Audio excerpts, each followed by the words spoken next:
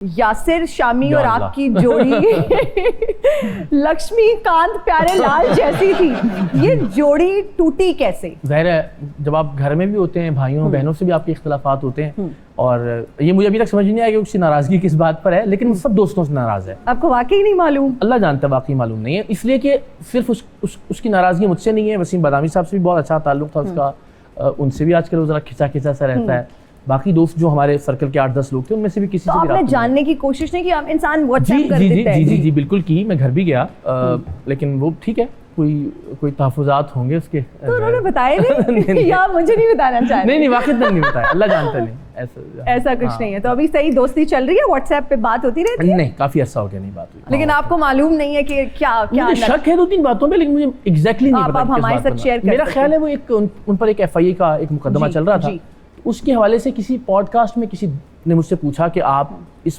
کے بارے میں کیا کہیں گے، تو میں نے کہا کہ جو بھی قانون اپنا راستہ بنائے، ظاہر ہے ہم سب اس پر آمین کہیں گے۔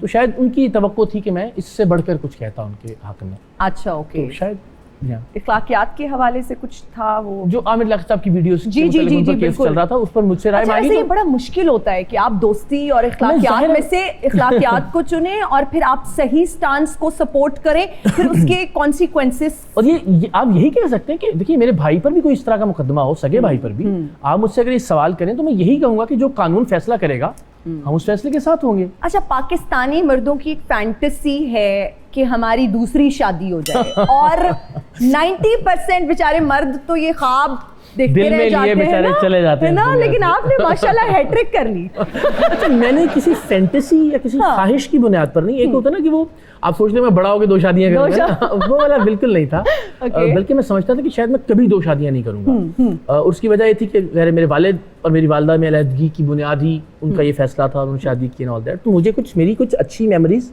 یا اچھی یادیں یا فینٹیسیز نہیں تھی دوسری شادی کے حوالے سے۔ مجھے لگتا ہے کہ اللہ بس وہ کچھ ایسے حالات اور ایسے واقعات کہ جہاں نہ چاہتی، نہیں یہ میں نہیں کہہ رہا کہ وہ آپ نے بغیر پلان کیے، ان پلانڈ، جب آپ یہ سوچ کے کرتے ہیں نا کہ مجھے دوسری شادی کرنی ہے، تو پھر آپ جو بھی ملتا ہے اور آپ کے پاس جو بھی آپشن ہوتا ہے آپ اس کو چوز کرتے ہیں، دین پرابلم سٹارٹ ہوتے ہیں۔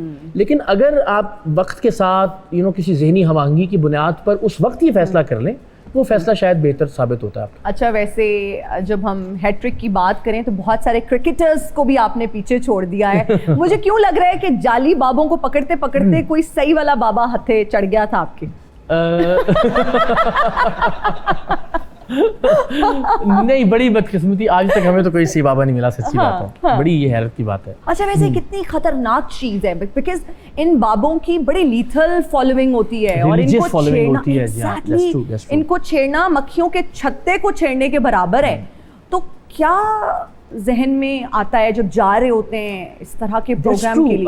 یہ صحیح آپ نے نشاندہی کی، اس لیے کہ یہ جتنے بھی جعلی پیر یا جعلی عامل ہیں، یہ تو سب دین کے نام پر کھیل رہے ہیں نا۔ ان کی دکانیں انہوں نے بنائی ہی اسلام کے نام پر، شریعت کے نام پر، طریقت کے نام پر۔ تو مجھے یہ کہ اللہ نے یہ موقع دیا کہ ہم اتنے پکے ثبوت کے ساتھ ایک آدمی کو پکڑیں کہ وہ ڈینائی ہی نہ کر سکے، یعنی اس لیے پھر ہم 6 مہینے 1 سال۔ تو فیملی کتنی افیکٹ ہوتی ہے؟ جب میں گھر پروگرام کی ریکارڈنگ کے بعد آتا تھا اور مجھے کوئی خراش یا کچھ ایسی چیز نہیں ہوتی تھی تو میرے گھر والے پوچھتے تھے آج ریکارڈنگ نہیں کی آپ نے۔ دیٹ واز ویری کامن، بہت ہی نارمل اور یوزول ہو گیا تھا ان کے لیے۔ سو لیکن سب دعا کر رہے ہوتے ہوں گے، پریشانی بہت زیادہ ہوتی ہوگی، ماں خاص طور پر۔ ایسا بھی ہوا، قرۃ العین جو ہیں وہ خبریں پڑھا کرتی تھیں اس زمانے میں، اور مجھ پر جب کبھی فائرنگ یا کچھ ایسا واقعہ ہونا یا تشدد کی بات ہونی تو وہ ان کے حصے میں وہ بریکنگ نیوز آتی تھی۔ اب سوچئے کہ بیوی بیٹھ کر اور اس کو نہیں پتا کہ ایکچولی وہ سروائیو کیا ہے یا نہیں کیا، صرف فائرنگ کی پہلی خبر ہے یا زخمی ہونے کی پہلی خبر ہے۔ تو فیملی ظاہر بہت سارے ایسے گھر کے باہر جب فائرنگ ہوئی تو بہت سب پریشان ہوئے۔ آپ کچے کے علاقے میں بھی تو گئے تھے نا؟ کچے میں ہم نے ڈاکوؤں کے ساتھ بھی شوز کیا، وہ کیسے وہاں سے اللہ کا شکر ہے آپ آ گئے، لیکن ہمیں ایک سٹیج پہ یرغمال بنا لیا تھا انہوں نے۔ ریئلی؟ آپ یقین کریں کہ میں نے اپنی زندگی میں جو سب سے جدید ترین ہتھیار پہلی بار دیکھے تھے وہ میں نے کچے کے ڈاکوؤں کے پاس دیکھے۔ ان کے پاس اینٹی ایئر کرافٹ گنز تھیں، انہوں نے ہر ایک چیز کا اپنا اپنا نام رکھا ہوا تھا۔ وہ ایک بہت ہی میزائل شکن قسم کی کوئی توپ تھی ان کے پاس، چھوٹی منی توپ جس کو وہ پپیتا کہتے تھے۔ گاڈ پپیتا، اچھا۔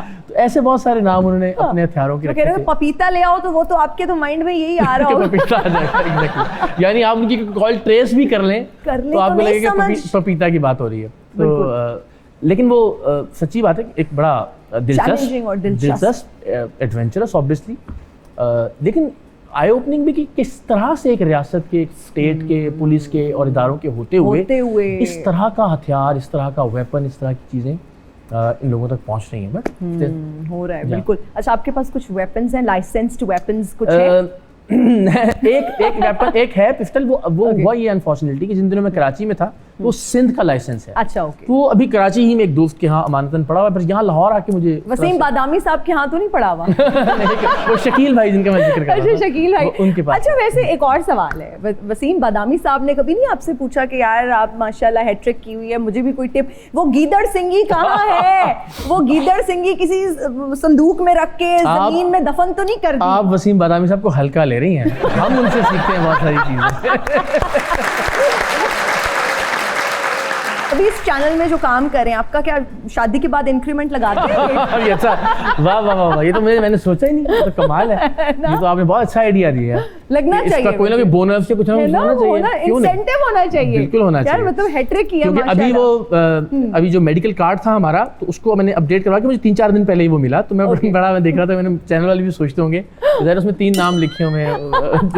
اچھا ویسے آپ ارادہ رکھتے ہیں کہ اور شادی؟ نہیں بالکل نہیں, میں نے تو آپ سے عرض کیا, میں نے تو یہ بھی ارادتاً نہیں کیا, وہ اللہ کی ذات نے وہی بات کی جو فیصلہ کروا دیا وہ بہت اچھا الحمدللہ. لیکن کبھی میں نے سوچ کے پلان کر کے بغیر سوچے ہو سکتا ہے, بغیر سوچ کے سے مراد ہے کہ زندگی میں کچھ ایسا وقت آ جائے, ایسے حالات ہوں, اور وہ شخص کہ جو آپ کو لگتا ہے کہ آپ اس کی خوبصورتی کی وجہ سے نہیں, اللہ نے ماشاءاللہ بہت کرم کیا ہر اعتبار سے, لیکن آپ اس کی کسی ظاہری چیز کی وجہ سے, اس کے کسی بیک گراؤنڈ کی وجہ سے آپ یہ فیصلہ نہیں کر رہے, اس لیے کہ آپ کو لگتا ہے کہ اسے آپ کی یا آپ کو اس کی ضرورت ہے, اور ذہنی طور پر آپ کی ہم آہنگی ہے, اور یہ کہ اس کے آنے سے آپ کی فیملی پر کوئی برا اثر نہیں پڑے گا. تو آئی تھنک وہ فیصلے تو چوتھی بھی ہو سکتی ہے اگر نہیں, اس اعتبار سے اب مجھے لگتا ہے کہ بہت ہو گیا, اب بریک لگا دیں.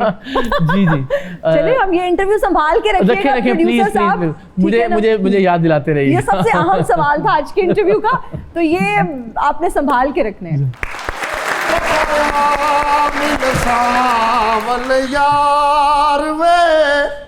بابا مل ساول یار وے, میرے پیچھے لگا اقرار وے, بابا مل ساول.